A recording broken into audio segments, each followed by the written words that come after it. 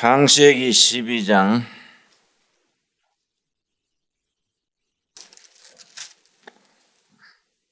10절 말씀.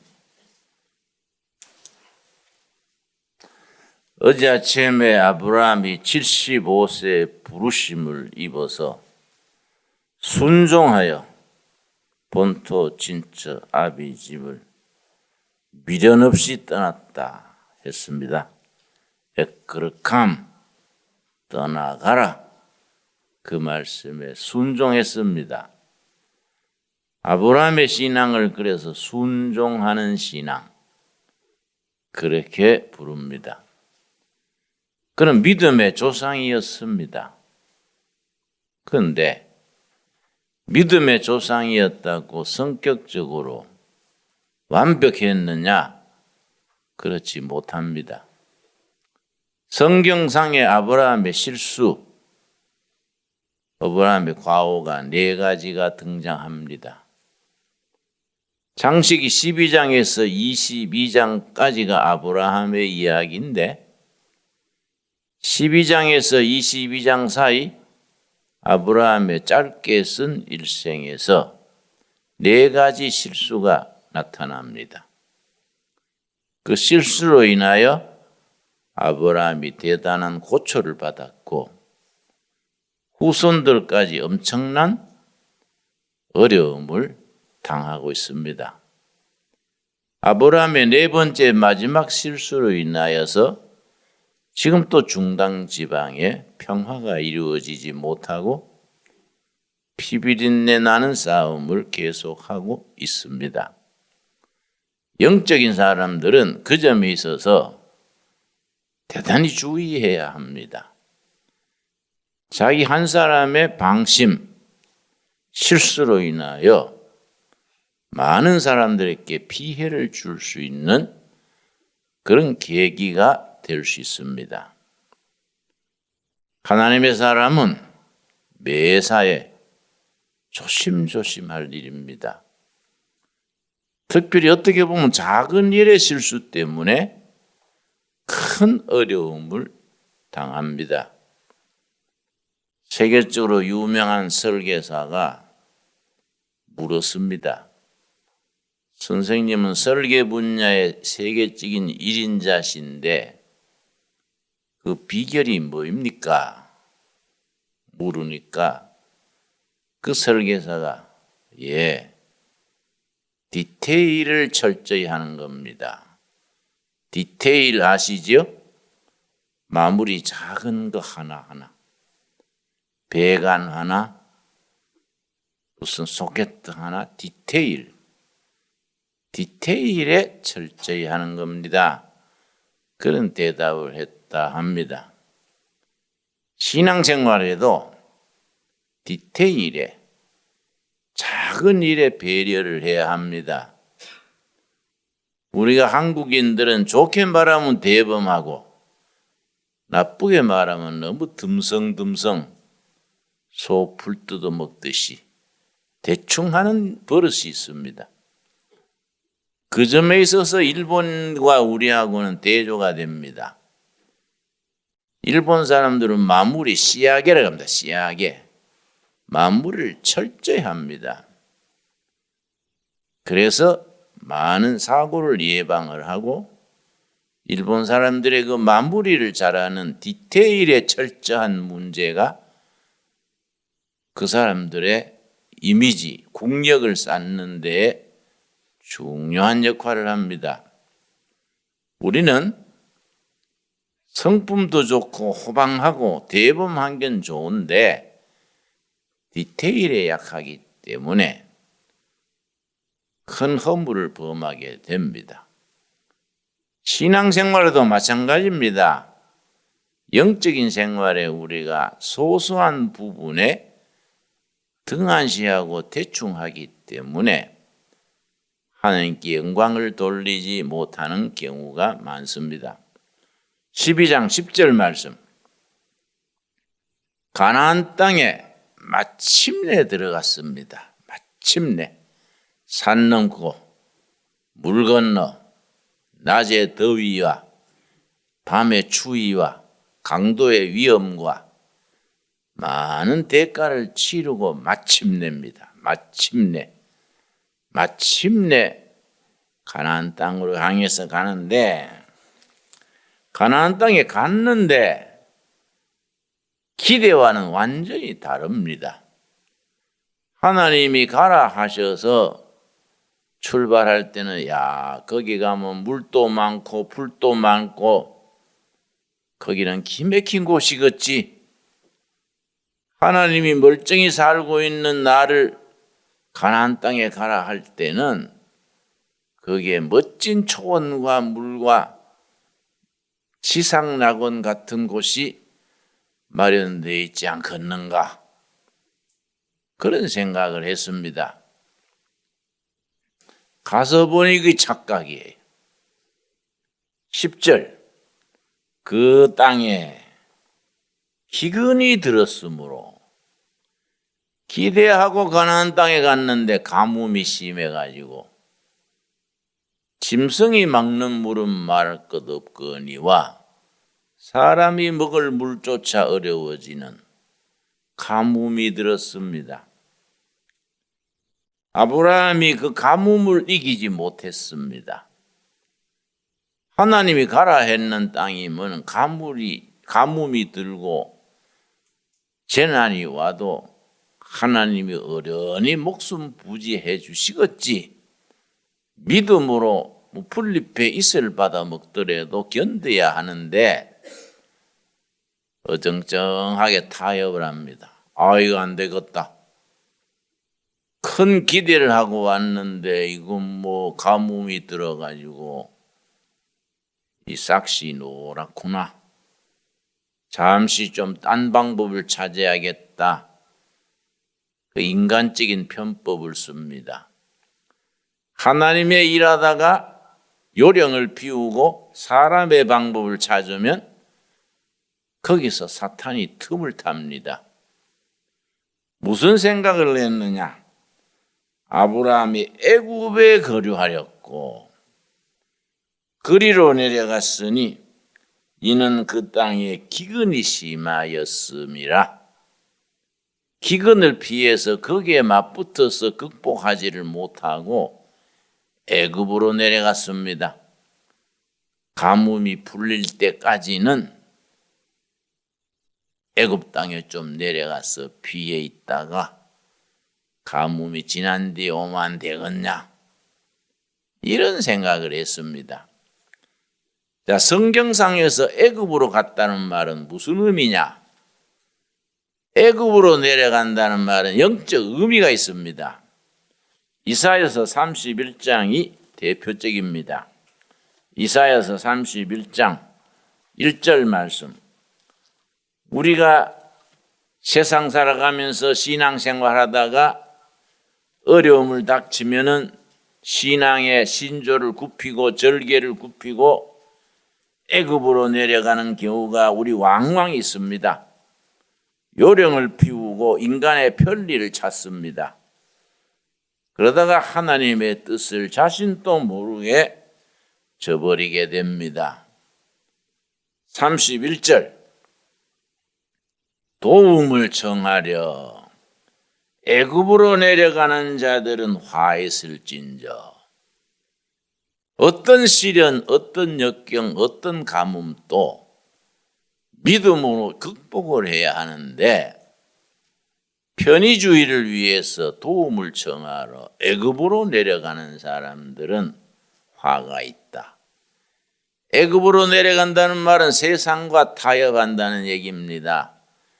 세상적인 방법을 찾아서 세상의 수단, 세상에서 거기에서 머물면서 하나님과의 거리가 생깁니다.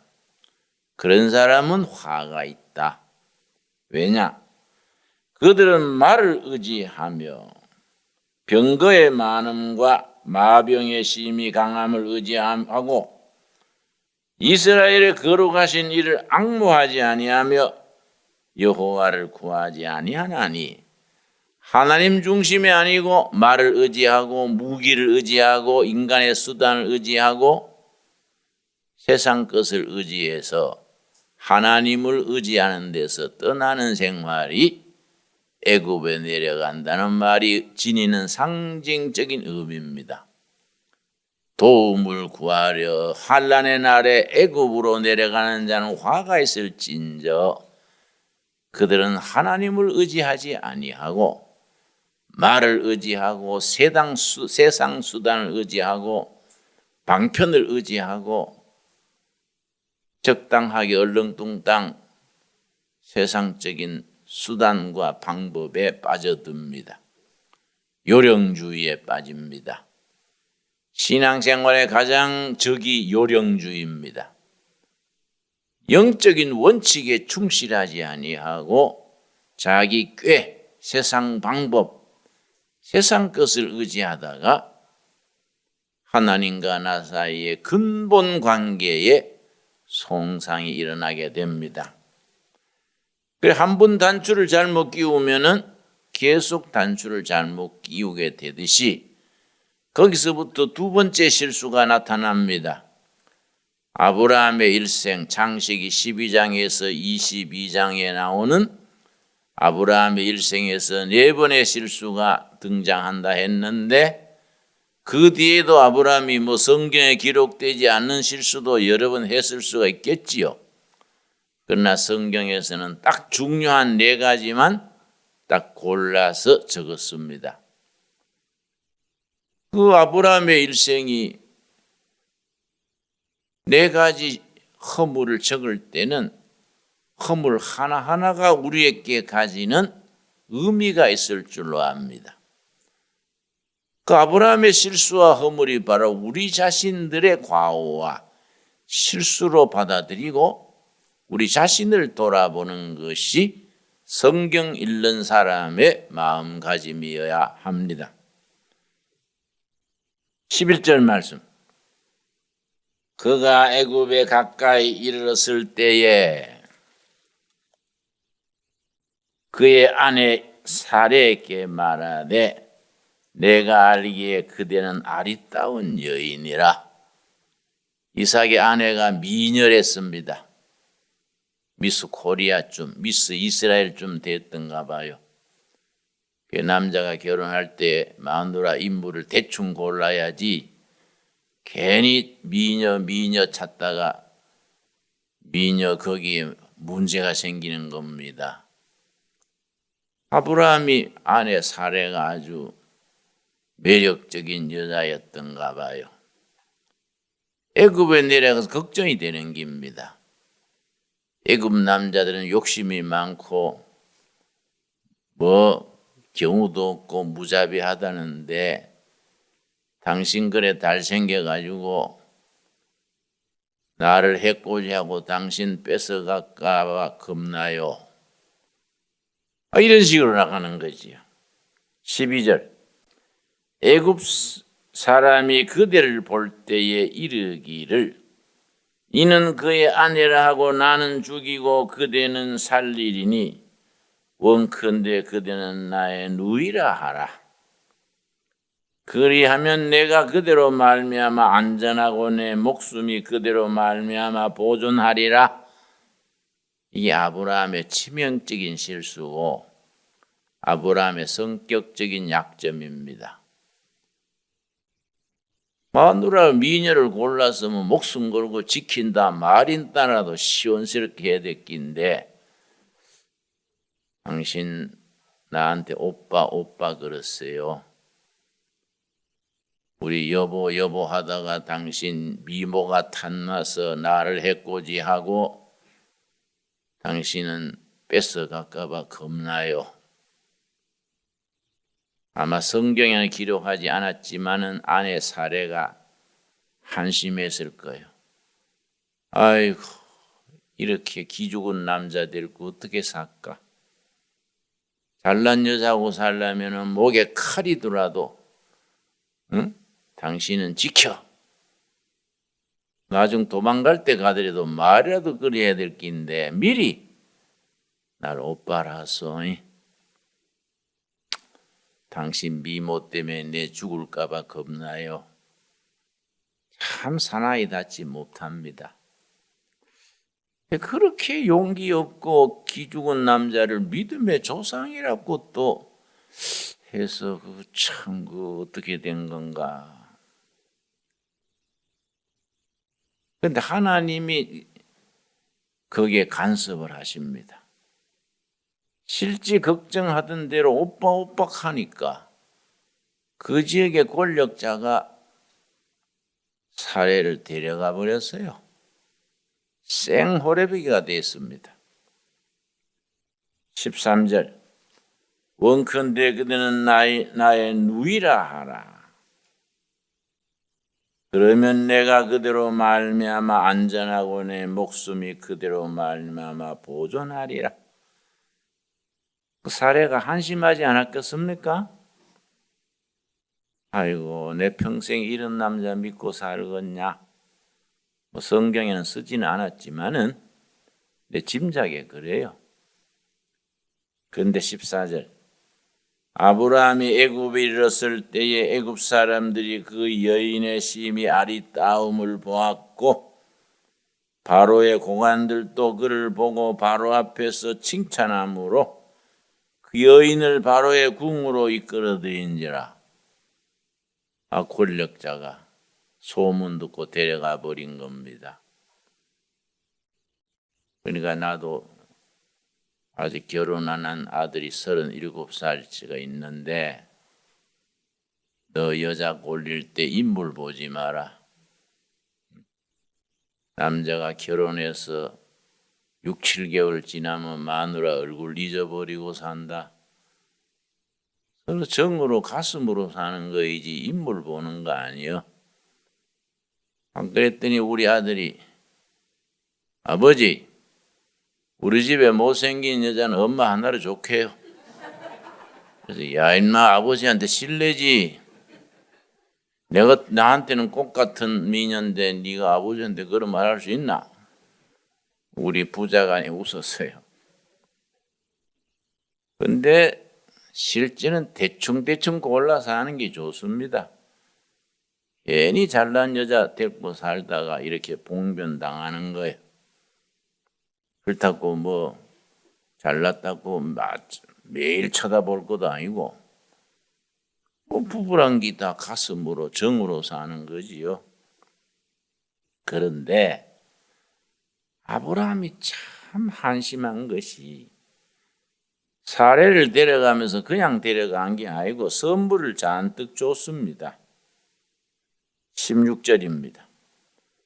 이에 바로가 그로 말미암아 아브라함을 후대함으로 아브라함이 양과 소와 노비와 암수 나귀와 낙타를 얻었더라. 뭐 나귀 양 선물을 잔뜩 주고 뭐 오빠 동생 가니까 선물을 잔뜩 주고 데려갔는데 내 같으면 그 선물 그거 바꿨습니까? 안 된다. 내 마누라기 때문에 내 선물 귀찮다. 내 뭐더라 내가 살란다. 이래 좀 버티려도 볼 낀데 그 선물 잔뜩 키우고 사는 거예요. 그래서 아브라함의 성격이 물에 물 탄 듯, 술에 술 탄 듯 그런 성격은 참 곤란합니다. 미국의 팀 라하이라는 목사가 있는데 성경의 인물들의 성격하는 책을 썼어요. 우리말도 번역이 되어 있습니다. 성경에 많고 많은 인물을 4가지로 4명을 딱 뽑아서 분석을 했습니다. 아브라함 스타일, 모세 스타일, 바울 스타일, 베드로 스타일, 완전히 대조적인 인물 4명을 뽑아서 심리학적으로 성격적으로 구분을 했습니다. 아브라함을 좋게 말하면 법 없어도 사는 사람, 나쁘게 말하면 주관이 없고 중심이 없어서 사람이 좋기만 하지 매듭이 없어. 뭐든지 오냐 하다가 밑도 끝도 없어. 결단이 없고 주관이 없는 거예요. 뭔 남자가 마누라한테 오빠 오빠라 하소. 그래 안전할 거 아니야.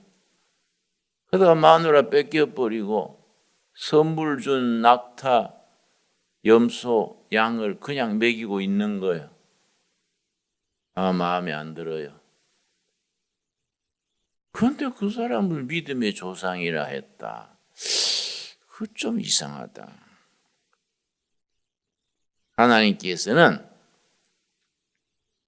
그 사람의 약점은 약점대로 고쳐 쓰시고 장점은 장점대로 더 높여 쓰시고 쓰시는 하나님이 알아서 쓰시는 거지 인간은 완벽할 수가 없는 거지요.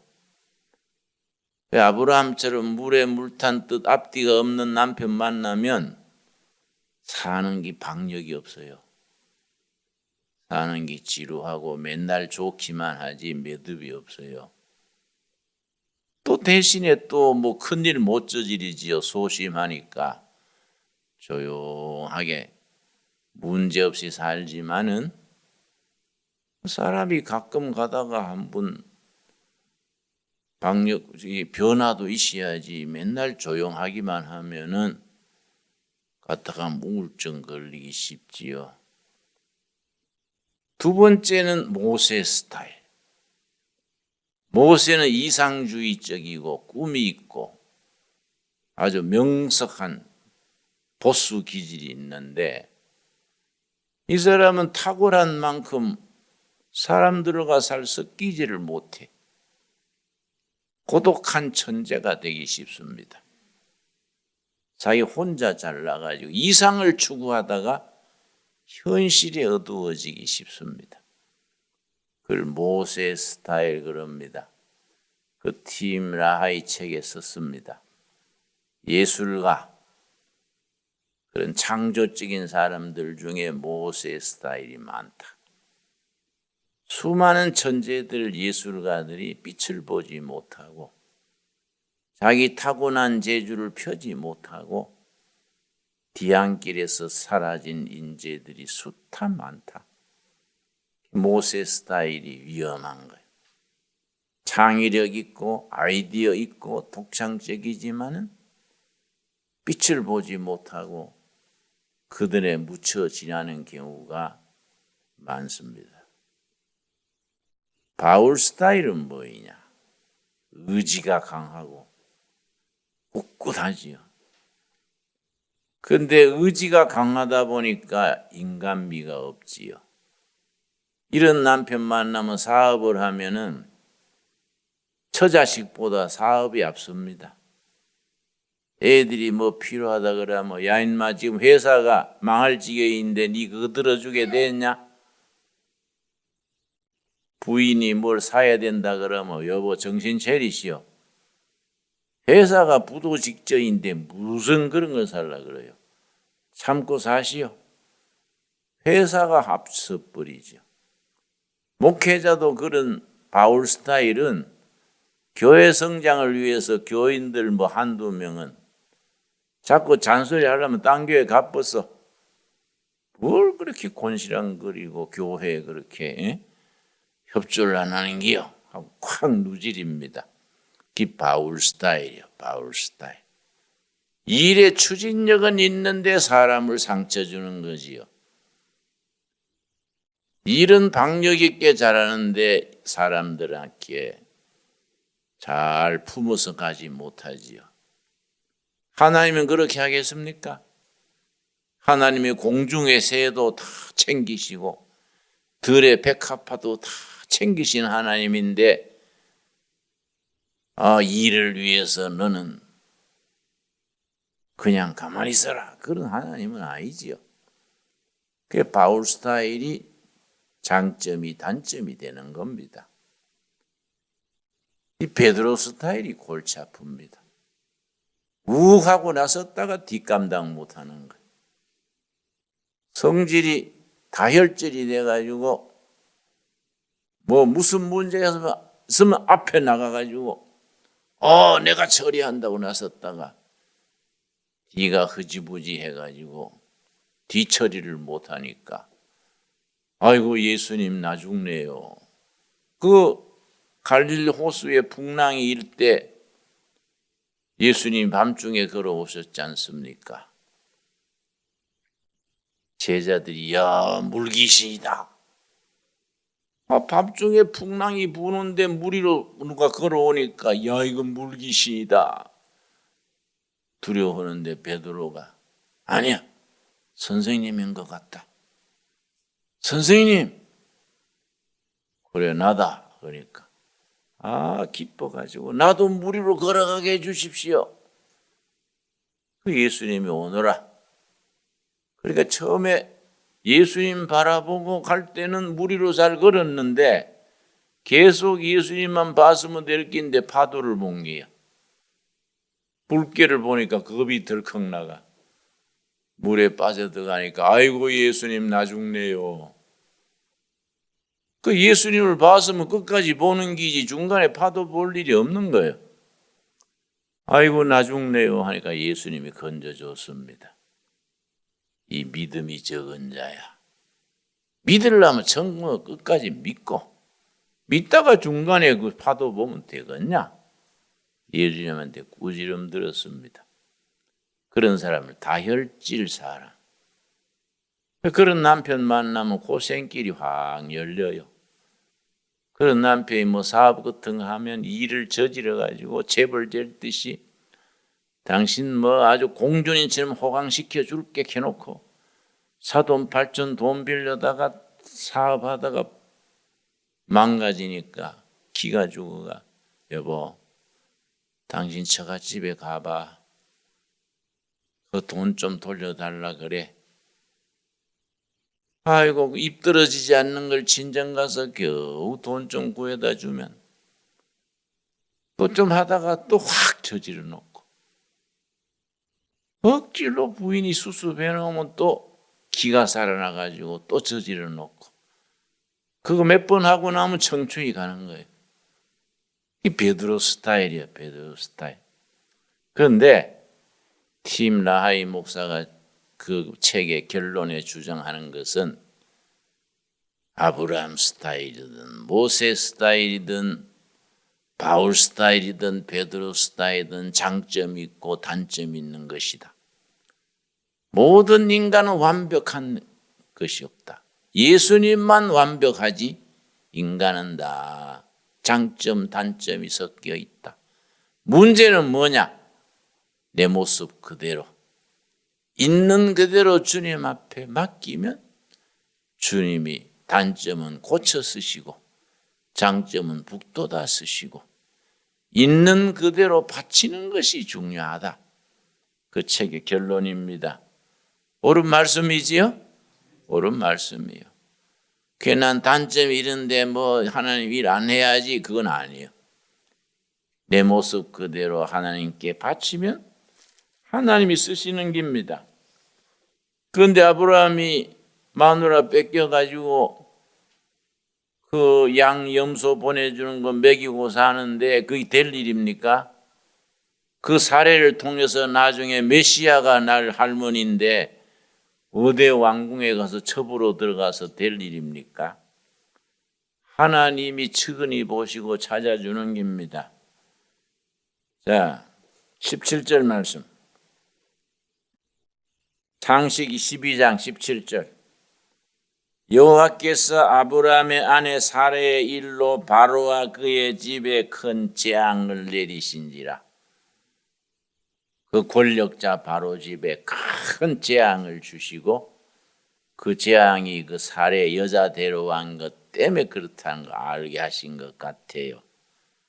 바로가 정신이 번쩍 들어가지고 18절.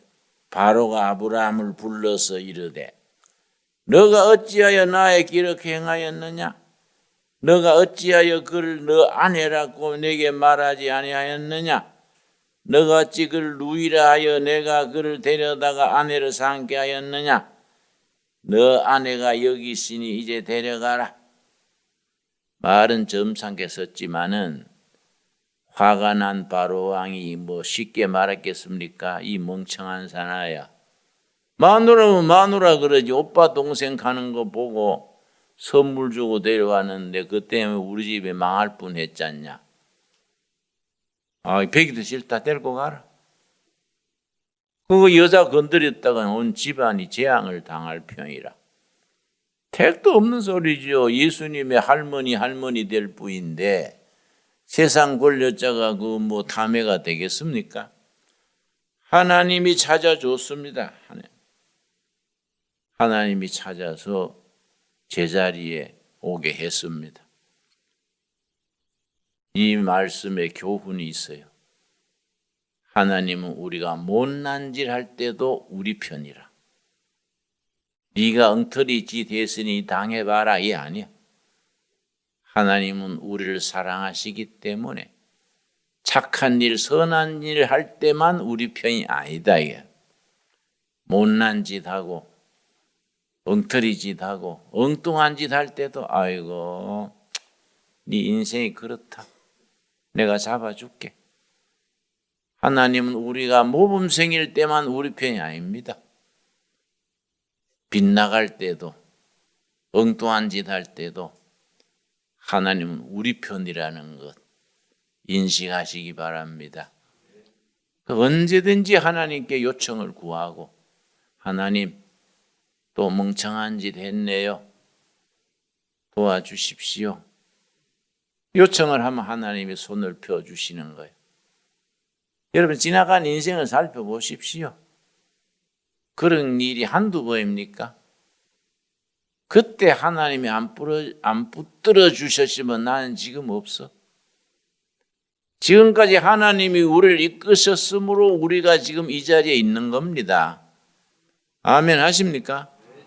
하나님이 고비 그때 우리를 붙들어 주셨기 때문에 지금 우리가 사랑굿이라고 이 자리에 있는 거이지, 우리 자신대로 놔뒀으면 우리가 뭐 사랑굿이라 하겠습니까? 그래서 창세기 12장에 나오는 아브라함의 실수를 통해서 우리에게 주시는 교훈이 참 깊습니다. 또 창세기 15장과 16장에 아브라함의 네 번째 실수가 나오는데, 뭔 실수가 점점 커져요. 처음에는 뭐 가문 피해서 애굽에 내려간 정도, 마누라한테 오빠라 했던 그 정도인데, 세 번째, 네 번째 갈수록 실수는 더 커집니다. 은혜를 받을수록 우리 시험도 커지는 겁니다. 산이 높으면 골이 깊듯이 집사 때 시험은 조그만하지만은 장로 때 시험은 더 크고, 목사가 되면 또 시험은 더 큰 거예요. 그걸 정말 하나님 중심으로, 말씀 중심으로, 성령님의 도우심으로 이겨야 되는데, 문제는 지가 잘난 척 하다가 문제가 자꾸 커져버리고 빗나가는 거지요. 오늘 말씀을 통해서 우리에게 주시는 교훈을 받을 수 있기 바랍니다. 기도하겠습니다. 하나님 감사합니다. 이 새벽에 우리가 단잠을 깨우고 주님 전에 나왔습니다. 아브라함이 하나님께서 젖과 꿀이 흐르는 땅, 약속의 땅, 가나안 땅으로 가라 했을 때에 천신만고 산 넘고 물 건너 마침내 가나안 땅에 들어갔습니다. 그 땅에서 가뭄이 오고 시련이 오고 온갖 시험이 와도 하나님의 뜻을 기다리셔야 하는데, 인간적인 편법으로 쉬운 길을 찾아서 애굽으로 피난 갔다가 사랑하는 아내를 잃어버릴 뻔했습니다. 하나님께서 불쌍히 여기시고 찾아주셨습니다. 우리가 하나님의 일을 하노라 하면서 인간의 요령을 피우고 인간의 꾀에 빠져서 하나님을 등지는 일이 없게 하옵소서. 시종일관 하나님의 부르심에 합당하게 만난을 무릅쓰고 어떤 형편과 처지에서도 처음 사랑을 지키며 그 믿음에서 흔들리지 않게 하여 주시옵소서. 예수님 이름 받들어 기도드렸사옵나이다. 아멘.